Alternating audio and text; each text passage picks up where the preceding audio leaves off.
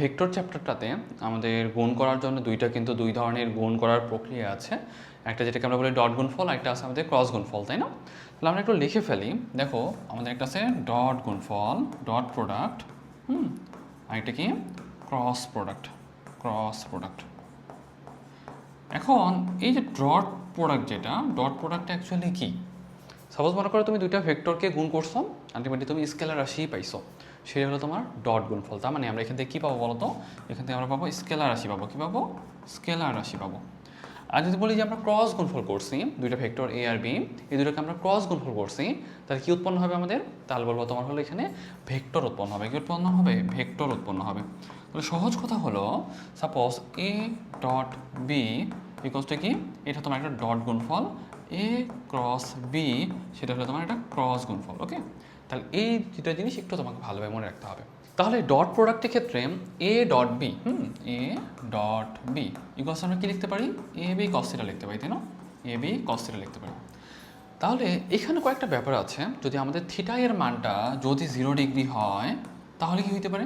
তাহলে দেখো তুমি এ এর মানটা বসাই দাও, বি এর মানটা বসাই দাও, কস 0 মান কত বলো তো? কস 0 মান হলো 1। তাহলে তুমি একটা জিনিস খেয়াল করো, সাপোজ আমাদের কস থিটা এর মানটা সর্বোচ্চ কখন হবে? যখন থিটা এর মানটা 0 ডিগ্রি হবে। তাহলে আমি phi equal to A B cos theta, তাহলে বলতে পারি যে phi equal to A B into cos 0, cos 0 মান 1, that means phi equal to কিন্তু এ বি, তাই তো? Phi equal to A B. তাহলে এই জিনিসটা তোমাদের ভালোভাবে মনে রাখতে হবে। এখন যদি আমি তোমাকে বলি যে ভাই থিটার মানটা 90 ডিগ্রি হয়েছে, থিটার মানটা কত ডিগ্রি হয়েছে? 90 ডিগ্রি হয়েছে, তাহলে তুমি কি বলবা? Phi equal to A B cos 90 degree. আমরা জানি cos 90 ডিগ্রি মান কত বলো তো? 0, তাই না? তাহলে এ বি ইন্টু 0 অ্যাকচুয়ালি মানে ইন্টু পুরোটাই 0। তাহলে কোশ্চিনটা এভাবেই করে, কখন দুটা ভেক্টর আমাদের লম্ব হবে? যখন ডট গুণ এ আর বি ভেক্টরের ডট গুণটা 0 হবে, তখন আমরা বলতে পারি এদের মধ্যবর্তী কোণ কত? 90 ডিগ্রি। কেন? কারণ যখন তোমার হলো ডট গুণটা 0 হয়, তখন আমরা জানি থিটা ইকুয়ালস টু 90 ডিগ্রি। এখানে না আমাদের হলো ডট গুণ রিলেটেড আর বেশ কিছু কথাবার্তা আছে, যে জিনিসটা আমাদের একটু লাগে। আমাদের আয়ত একক ভেক্টর আমরা কি জানি বলতো? আই জে কে, তাই না? আমি যদি এখন তোমাকে বলি ভাই আই ডট আই, ঠিক আছে? আই ডট আই, এইটা গুণফলটা কী হবে? দেখো আমাদের আয়ত একক ভেক্টরগুলো যেগুলো, সেগুলো কিন্তু মানগুলো সাধারণত কিন্তু 1ই, তাই না? তাহলে আই এর মান কত? 1 বসাও। আই আরেকটা এর মান কত? 1 ইন্টু কস, তুমি দেখো আই ডট আই, তাহলে একটা আই এবং সেদিকে কিন্তু আরেকটা আই আছে, তাই না? তাহলে মধ্যবর্তী কোণ কত? 0 ডিগ্রি। তাহলে কস 0 মান কত?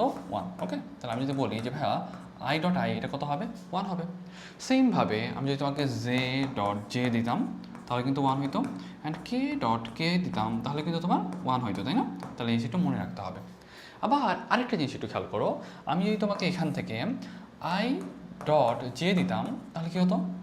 দেখো আই এর মান কত? 1, জে এর মান কত? জে এর মান 1, এবং কস এখানে আই আর জে আমরা জানি আইটা হলো এক্স অক্ষ বরাবর, যে যেটা সেটা কিন্তু ওয়াই অক্ষ বরাবর। তাহলে মধ্যবর্তী কোণ কত? 90 ডিগ্রি। তাহলে আমি যদি জিজ্ঞাসা করি 1 ইন্টু কস 90, কস 90 মানটা কত? 0। তাহলে আলটিমেটলি পুরোটার মানটাই কিন্তু 0 হয়ে যাবে। তার মানে সেমভাবে আই ডট কে, সেমভাবে তোমার জে ক্রস কে অথবা কে ক্রস আই, আলটিমেটলি যেটাই হোক, আলটিমেটলি সবগুলো কিন্তু তোমার 0 হয়ে যাবে, তাই না? তাহলে অ্যাকচুয়ালি মিন করতেছি যে তোমার যদি সেম টাইপেরই হয় আই ডট আই বা জে ডট জে অথবা কে ডট কে হয়, তাহলে কিন্তু আলটিমেটলি 1 হবে। বাকি সব কেসে কিন্তু আলটিমেটলি তোমার মানটা কত হবে? 0 হবে। ওকে, তাহলে এই জিনিসটা কিন্তু আমাদের একটু জানতে হবে। আরেকটা জিনিস একটু দেখো, এ ডট বি, এই যে এইটার ক্ষেত্রে তুমি যে মানটা পাবা, সেইমভাবে তুমি যদি হলো বি ডট এ যদি তুমি করো, সেম মানটাই পাবা।